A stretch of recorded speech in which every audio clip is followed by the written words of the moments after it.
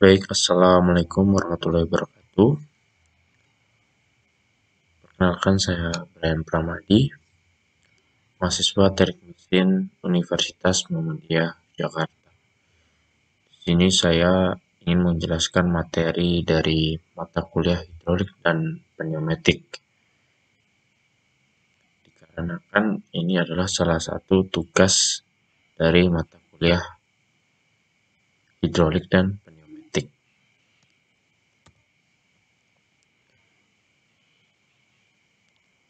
Yang pertama ada valve. Pada sistem hidrolik, valve atau katup itu berfungsi untuk mengatur pressure, mengatur flow, dan mengatur arah. Kemudian ada pressure control valve. Pressure control valve ini digunakan untuk mengatur tekanan di dalam sebuah sistem.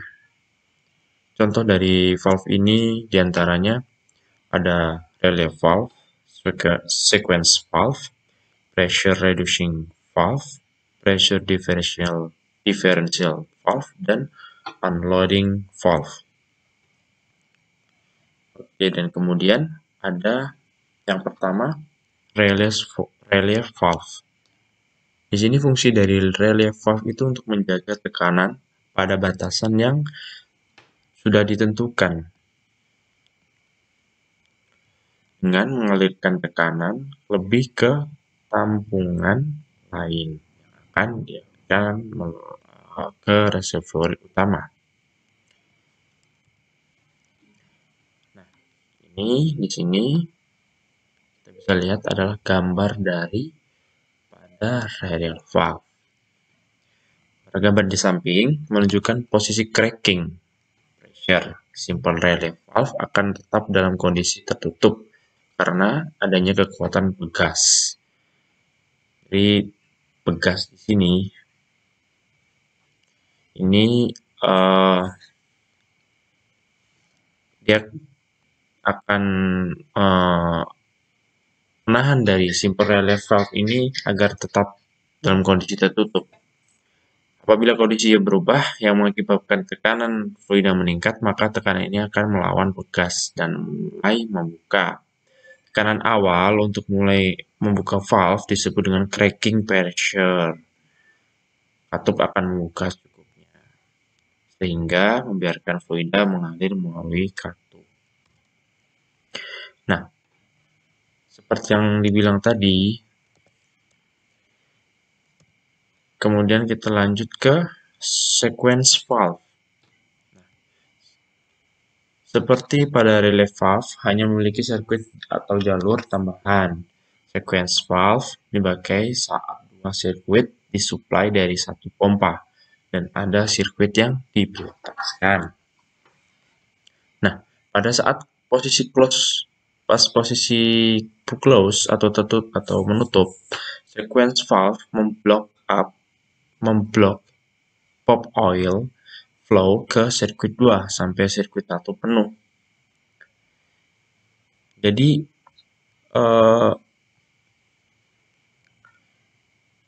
memblok pop oil flow ke sirkuit 2 sampai sirkuit 1-nya penuh. Jadi di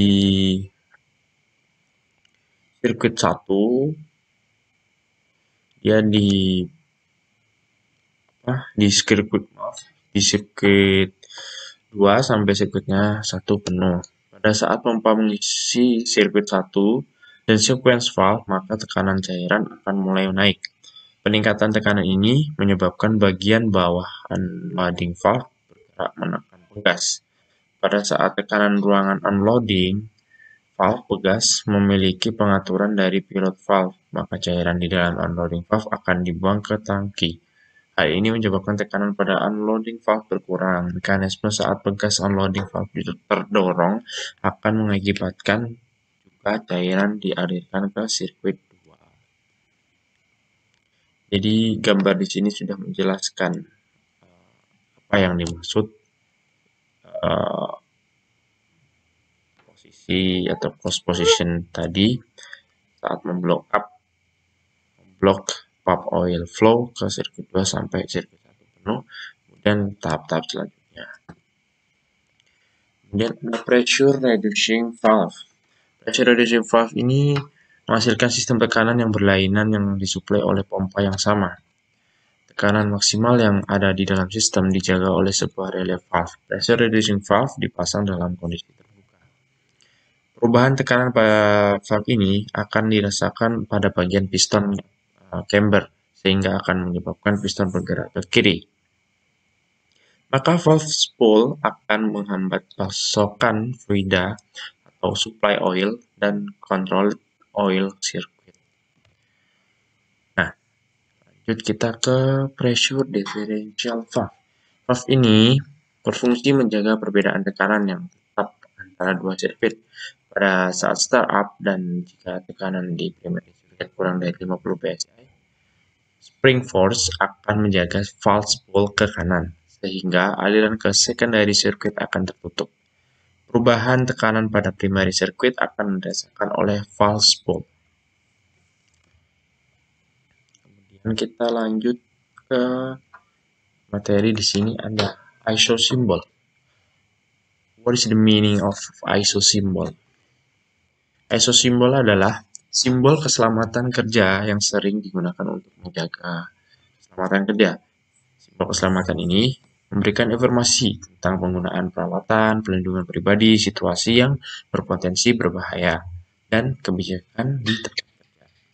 Ada 3 jenis simbol keselamatan ISO. Yang pertama ada peringatan bahaya atau hazard alerting. Yang kedua ada larangan atau prohibition. Yang ketiga ada simbol tindakan, wajib atau mandatory action.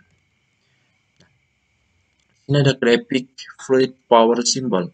Nah, tujuan dari digunakan graphic symbol adalah untuk mendapatkan pengertian menyeluruh dari fluid power system.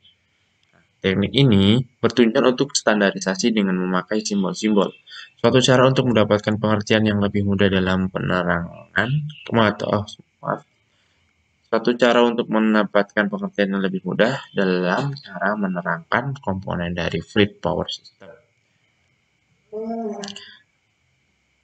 Hal ini dilakukan dengan menggunakan basic simbol geometri seperti lingkaran, bujur sangkar, segi panjang, segitiga bujur, panah, garis titik, tanda silang. Ini di gambar di samping sudah menjelaskan secara jelas bagaimana fungsi komponen dibanding dengan konteks sebenarnya. Ke fluid power system. Power system itu merupakan sistem penggunaan fluida bertekanan untuk mentransferkan atau mengkontrol power atau energi dalam sebuah rangkaian tertutup. Grafik simbol digunakan untuk menggambarkan fluid power system dengan memecah komponen dalam bentuk berikut ini. Ada konduktor, ada penyimpan energi, fluid, ada ketiga fluid conditioner, kemudian linear device, controls, rotary, instrumen dan aksesoris, dan ada valves. Kemudian kita lanjut ke load sensing atau or pressure compensate. Nah, load sensing or pressure compensate adalah sensor beban menjelaskan jenis kontrol pompa variabel yang digunakan di sirkuit terbuka. Hal ini juga disebut karena tekanan yang diinduksi, beban di bagian bawah lubang dirasakan, dan aliran pompa disesuaikan untuk mempertahankan penurunan tekanan yang konstan, dan karena itu alir melintasi lubang. Penerapan dari load sensing or pressure compensated hydraulic. Ini ada contohnya ya.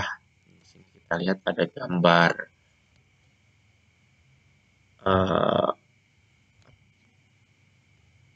seperti bego kalau orang bilang ya. Load sensing atau pressure compensated banyak digunakan di sejumlah unit Caterpillar. Beberapa di antaranya nih. Ada 416 backhoe loader, ada Challenger 65 dan tractor seri H, motor grader seri G 916 936 well. Kemudian ada basic system. Basic system itu terdiri dari 5 bagian. Yang pertama ada reservoir atau tank, fixed displacement pump, yang ketiga ada pressure tap, yang keempat ada open center, lever actuated control valve. Kelima, ada double acting hydraulic cylinder. Pada sistem open center, aliran oil mengalir menuju control valve setiap saat. Apakah langsung ke tangki ataukah ke silinder? Volume oil flow yang besar dan konstan dapat menghasilkan panas. Nah, apabila ada restriction, panas dapat mengurangi umur dari komponen. Nah, untuk meminimalkan restriction ini, menggunakan salah satu cara, yaitu dengan memakai control valve yang besar dapat minimalkan restriction. Demikian juga dengan memakai cooler, dapat juga mengurangi efek panas yang muncul. Namun hal ini tidak praktis dan mahal. Itu adalah salah satu kekurangan dari cara ini. Kemudian ada sistem yang namanya relay valve di sini. Yang sistemnya sederhana seperti di samping ini dapat dihasilkan high system pressure, yaitu pada saat silinder rod full extend atau full retract, ataupun pada saat silinder mendapat beban berat untuk proteksi terhadap sistem tersebut. Maka ditambah suatu komponen yaitu main relief valve. Satu kekurangan dari sistem ini adalah pada saat sistem berada pada high pressure, maka muncul panas yang tinggi sehingga mengurangi umur komponen. Ada dua masalah lain yang berhubungan dengan sistem ini. Yang pertama, sticky, yaitu gerak control spool keras atau lengket. Yang kedua, ada speed cylinder. Kecepatan gerak silinder bervariasi terhadap speed engine atau berubah sesuai beban kerja. Hal ini menyebabkan jumlah aliran juga berubah. Yang pertama, tadi kan ada sticky. Nah, saya jelaskan sedikit tentang sticky. Apa itu sticky? Sticky biasanya disebabkan oleh gaya aliran atau flow force. Nah, di sini ada gambar flow force. Flow force itu sendiri adalah gaya yang bekerja pada control spool. Hal ini diasumsikan sebagai kecenderungan gaya untuk tetap mempertahankan spool pada posisi terbuka selama ada flow yang melewati orifice yang dibuat oleh besar kecilnya bukaan spool. Besarnya flow force tersebut berbanding proporsional terhadap jumlah aliran atau flow dan pressure differential sebelum dan sesudah spool line. Oke, terima kasih. Sekian. Jika ada salah kata ataupun tidak terlalu berkenan, saya mohon maaf. Terima kasih. Assalamualaikum warahmatullahi wabarakatuh.